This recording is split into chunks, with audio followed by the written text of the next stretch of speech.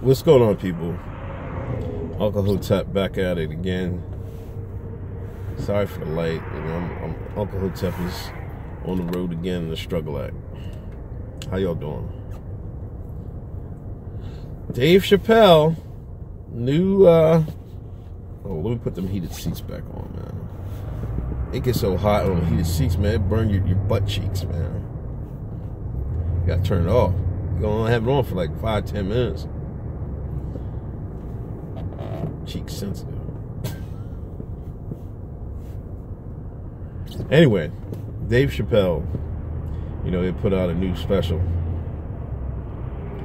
I was able to watch it yesterday. You know, this is, and people are, you know, the crybabies, the leftists, the Black Lives Matter shines, Sweet Tea Twitter are up in arms, saying he's doing controversial jokes. You know, I read a New York Times article. There's a New York Times did a review, right? It kind of said, they just told a joke about Weinstein, you know what I mean? And if, this is when you know it's funny. I was reading the review and died laughing. Then they try to say he stole a joke from Chris Rock. I'm like, oh, you motherfucker. I don't remember the Chris Rock joke. That's when you know when the media, mainstream media, just like with movies, when mainstream media start hitting stuff that everybody likes, well, everybody except you, the ultra left liberals. But when they start doing that, you know it's hitting. And you know he's coming. I mean he had transgender jokes once again. Instead of even titty fucked one. I don't know what's going on with that, Dave, man, but I enjoyed it. You know, I thought the other one he had, the previous specials he did, was slightly more funny than this one. You know, he does go on a political anti-Trump spiel, but I mean, but he did it both ways. Like he said, you know what I mean, he was kind of anti-Trump, but then he broke it down how the media is like going a little overboard on Trump. You know what I'm saying? Yeah, so he was kind of fair, if you want to be honest. He was critical, then he backed him on the fake news. But the people, I'm seeing people on my time, people are defending him. See, this is what the leftists don't get. They're better off not talking about certain things, because certain people gotta pass to say whatever they want, especially in the non-community. Like Denzel Washington, like what he said about, you know what I mean, can't just blame what he said, can't just blame the system, you gotta blame ourselves. You know, and if anybody else said that, if I said it, you know, you'd call me Coon, Uncle Tom, you know what I mean? But Denzel's protected class. He's one of the GOATs. If you reach GOAT status, black people will overlook whatever you say. I'm telling you. Until you like fall off, until you're old, until you ultimately washed. But if you're out there in your prime, or close to it, get a pass. Like Jordan got a forever pass, because not only he mastered it in 2 games, he mastered it on the court, and these Nogs still buying the sneakers every week. So it don't matter what Jordan say, he's still the GOAT in 2 realms. But I seen people coming for, because you know he made them transgender jokes. You know, I see people like, and this is the thing about y'all with these trans issues. I seen this, you know, that shine, Mr. 1758, whatever the hell his name is, from Chicago, retweeting these Nogs, and I had to go at their asses. Like they were trying to say that they're getting killed. One trans is getting killed every 3 days or something crazy. Like, They're not a protected class. There's no difference between a trans person getting killed and a regular black person getting killed in Chicago or Baltimore or wherever you want to do it. Say it. There's no difference. That's because there's less trans. It doesn't make any difference. You're still black. You're still getting smoked. You still live in them same environments. Nobody's going to be like, oh, man, don't let me not shoot this person because they're trans. Come on, man. Just stop. You know, a lot of them work in sex work. That's a dangerous profession. You know what I mean? Why is certain people get more protection than others? If you're trying to say they're normal, what you're trying to say is they're normal people, right?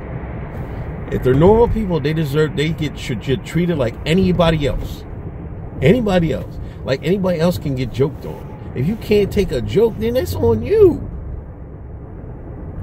Everybody can be joked on. Everybody.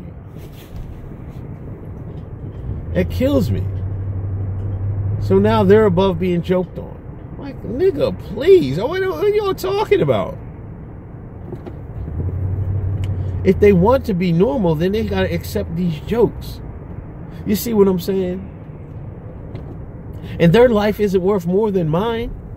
If you're saying everybody's life is equal, then why are y'all more worried about their lives being killed than everybody else in Chicago? Well, last time I looked, like in Baltimore, whatever city you want to call, I'm not just trying to stuck on Chicago, but y'all get what I'm saying.